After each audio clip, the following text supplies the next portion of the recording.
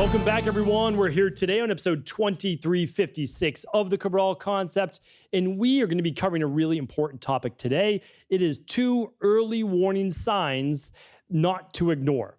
So it's really important that we begin to listen more to our body, not just the outward appearance of the body, but actually what's going on in our body that we can easily track through some type of biometric-based device like an Apple Watch, an Oura Ring, a BioStrap, a Whoop strap, whatever you like to wear, right? So you can track these things on a daily basis and you can begin to see if you are out of range. So even if you're not tracking these things, I'm going to give you easy ways to be able to test them yourself. It's just 2 things. And it's not important necessarily, although you can look at it on what happens on any one day. But when you start to see a trend where multiple days in a row, you're suffering from these 2 particular things, you want to take notice, okay? So again, we're not here today to give you any medical diagnosis, a medical treatment plan, a medical cure. You know that we can't do that on a podcast. But what we have to do is we have to understand is that we are in control of our body. If we listen to our body, we can catch things sooner and begin to repair them, right? Bring that body back into a state of equilibrium. So I'm going to share with you 2 easy things, and I want you to test these things tomorrow or even today if you can, all right?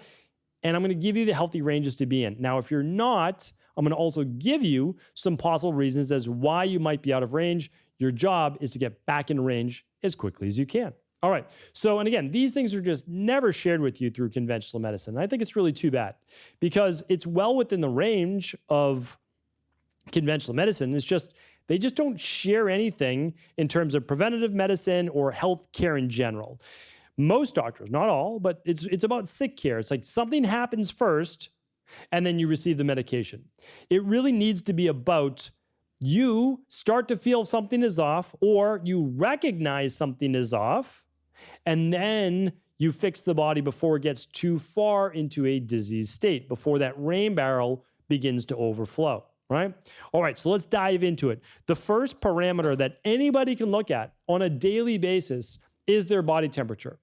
It can be any time of the day, but the best time to take your body temperature is upon waking. But it can be any time of the day. Just can't be after a workout, of course, because you just worked out. So it's potentially you'll run a little bit warmer. All right, or after a sauna, of course. So let's do this.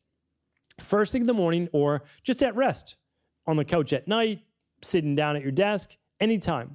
I've got all sorts of thermometers you can use. I've got under the tongue ones. I've got, which is the most, not necessarily the most accurate, but very, very accurate. And I give you some professional ones to use. I've got the forehead, which the temporal one, that's not my favorite. I'll use it for infants or young kids. Air, the one is great that you can use in the air, which is the disposable caps. Anyway, easy to do. And what I want you to do is just choose one. That's it. And again, you can find all of my resources at stevencabral.com/resources, all the ones I use in my practice and for my family as well. All right. So what should your body temperature be? Well, most people are like, well, it should be 98.6. Sure. 98.6 is the standard. Nothing wrong with being 98.6. If you're 98.6, body temperature is good to go, right? That's it. Like it's good to go. So why does this matter? Well, when you're using a lot of these biometric-based devices, I'm wearing one on my finger right now, right? I use multiple, is that it's going to look at it on a daily basis, and it's going to let you know what your body temperature is. Your body temperature should be in the 98s. What does that mean? It means 98.0, 98.2, 98.4, 98.6, 98.8. That's the readings that you can be. They typically do it by 0.2s, and it's even. Most, not all, but most devices do that. So if you're not in the 98s, is a potential issue. Now, is it just one day? Okay, maybe it's just one day. But if it's a week, it could be a sign of an issue. Again, we're not here to give you a diagnosis, but let's go through what it might be. So if it's above 98, pretty straightforward. Your body's dealing with some level of acute inflammation, stress in the body. There's some mild fever. Now, it could be a high fever if it depends on, like, if it goes above 100, right? But if it's 99 something, okay, we don't always know we're sick. Like, that's the thing. Our bodies are always fighting off all sorts of different pathogens from the environment. That's all that it may be. It could be something more serious, but that's something that you should see go up and then come back down. The more of the issue we see in our practice, especially with chronic dis-ease in the body, is that people are low. They're in the 97s. So they're 97.6, 97.2. Believe it or not, we even see people in the 95s and 96s. 96 is very, very low. I've only seen one person or maybe two people in the 95s, which is really low, like way too low. You're just not going to have the energy, the enthusiasm, the zest for life with a low body temperature like that. 97s, yeah, borderline. We'll talk about that. But below that, way too low. And just circulation in general, you're not getting it. There is an issue with heat in the body. So let's go over the items that may cause you to have a low body temperature. The first one is low thyroid. If your thyroid numbers are above a 2 on your TSH, and again, you can go free T4, free T3, it's an issue, right? We've talked about the thyroid as the thermostat of the body. Make sure your body temperature is in the 98s. If not, assess your thyroid. You can look at that by running a stress, mood, and metabolism test right at home. You can find those labs with your local naturopathic doctor, your local integrative health practitioner level 2, or right at stephencabral.com/labs. All right, the next one to look at is blood sugar. I've let you know this before. You don't have to use a continuous glucose monitor, but you can, a CGM. You could even just give your finger a little poke in the morning, take your glucose upon waking, or anytime you're feeling low, when that body temperature is low. What's your blood sugar level look like? Is it between 70 and 90? Okay. If it's below that, well, that could be a reason for low blood sugar, especially if it becomes chronic hypoglycemia, low blood sugar. All right.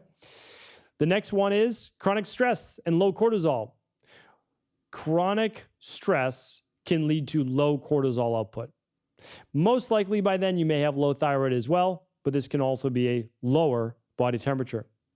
The next one is low iron or anemia. If you're not transporting enough oxygen in those red blood cells, there can be an issue. Poor circulation, poor movement, even, excuse me, what we used to call red blood cell rouleau, or even fibrinogen in the blood, clotting of the blood, or low iron, like I said, low oxygen can be an issue. Chronic low-grade systemic inflammation. This is different than that acute inflammation from a virus, infection, injury, etc.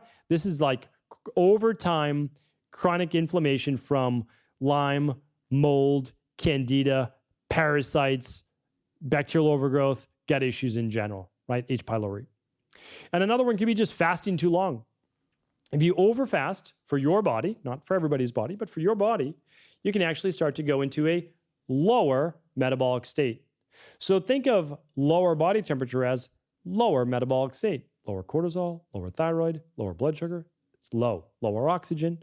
So just think about that. So now that you know, well, you know how to look at these things. Look at cortisol, even blood sugar and thyroid through the stress, mood, and metabolism test. You can look at your iron levels by running your complete blood count and your ferritin and TIBC with your PCP, your doctor, your medical doctor. All right. So really important to look at that. All right. Next thing we're going to look at is the second parameter. So one, you're going to look at your body temperature. All right.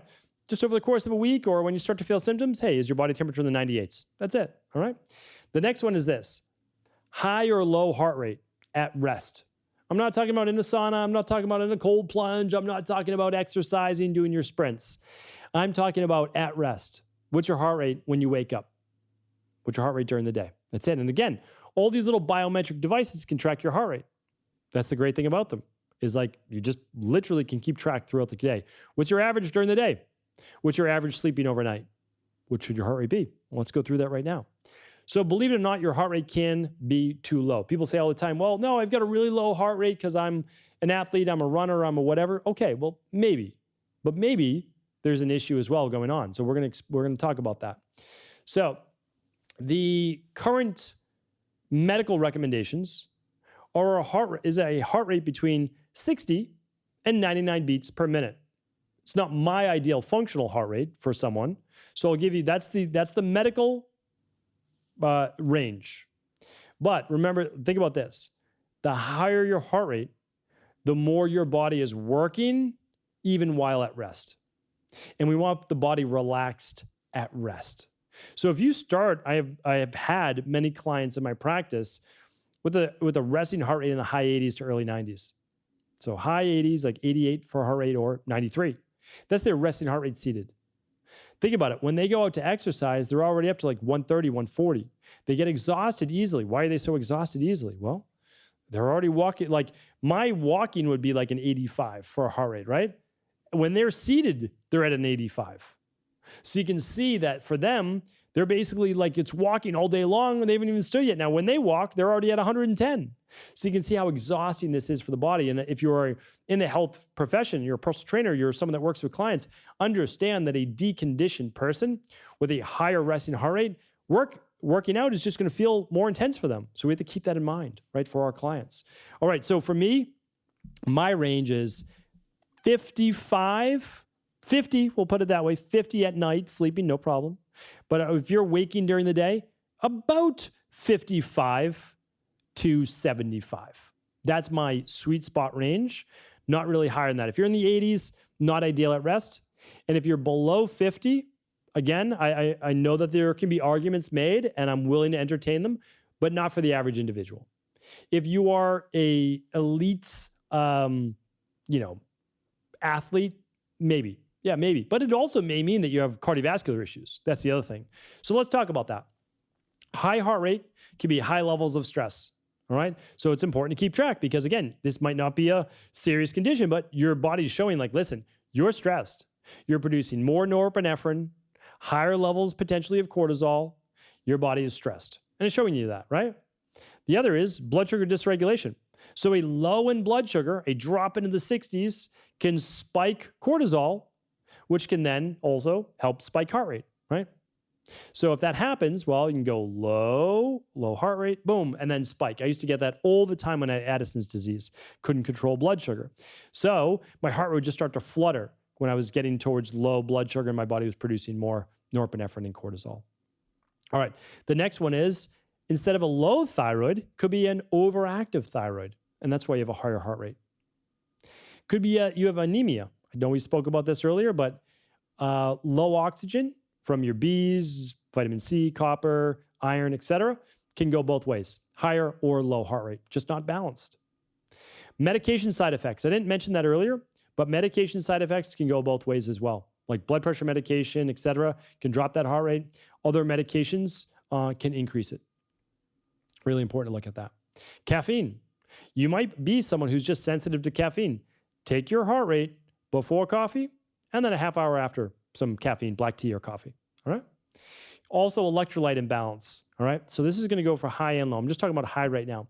High electrolytes, offset electrolytes, such as maybe more sodium or more calcium, can lead to higher heart rate.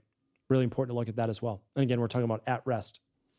All right, so definitely above a 90, right? I would say above 80, 85, but certainly above 90. And then low heart rate, which could be called bradycardia, basically this is an imbalance in the sinus rhythm, can be a few things. And that's why, again, I work with all sorts of elite athletes and work with executives, et cetera. And they're like, oh, my resting heart rate is a 48. And I just said, you know what? It might be fine, but we need to check on this. Like, we need to make sure it's fine because it can be all of these things as well. So don't always think that that super low heart rate is healthier, right? It's always about equilibrium. It's always about balance. So it could be an atrioventricular block in terms of the heart. It could be some swelling or inflammation in the heart muscle. That's why, like, a marathoner might say, oh, my heart rate's great. It's a 36 overnight. Well, I've worked with someone like that. I don't know that that's healthy because we know that marathon runners, endurance athletes, can actually get micro tears in the heart and they can die at a younger age. They get a lot of inflammation in the heart. We can also look at overall heart disease. Important to look at that. Someone with sleep apnea, so we'll want to make sure that the person does not have sleep apnea. We'll also want to look at what type of medications they may be on, and if that could be a side effect, such as, opioids could be an addiction or could be actually prescribed. I know that most doctors are trying to do less of that, but important at least to look for it.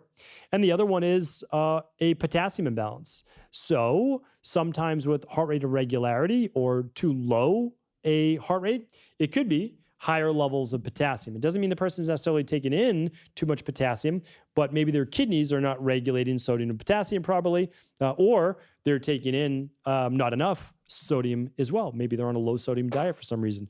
So these are all reasons, not all the reasons, but these are the most common reasons I see in my practice for people with a high or low heart rate.